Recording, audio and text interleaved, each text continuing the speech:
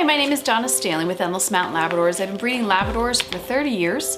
I'm also a breeder emerit with the AKC. I have people ask me these questions all the time, and so I've broken out in a series of videos some of the top, most frequently asked questions that I get almost on a daily basis from you.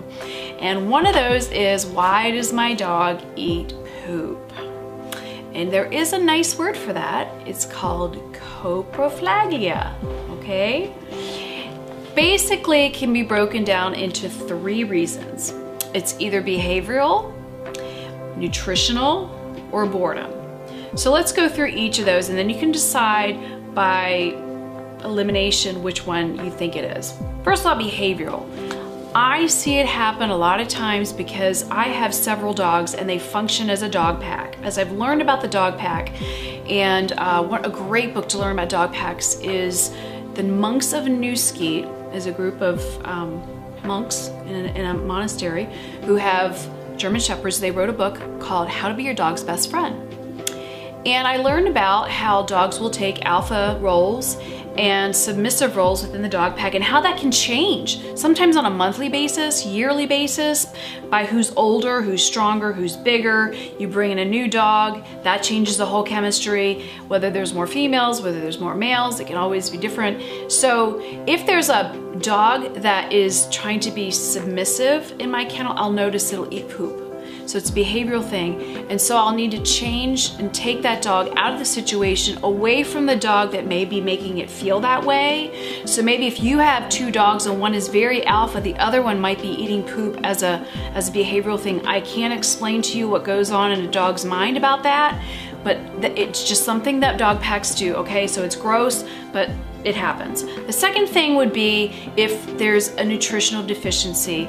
And if you think that might be the case, and if you want to find out if it's the case, go to the YouTube video on your left or search it in the search bar that I've done called Best and Worst Dog Foods for Your Dog, where it'll say what are the best and worst foods to feed my dog. And then from there, also go to the one about raw feeding.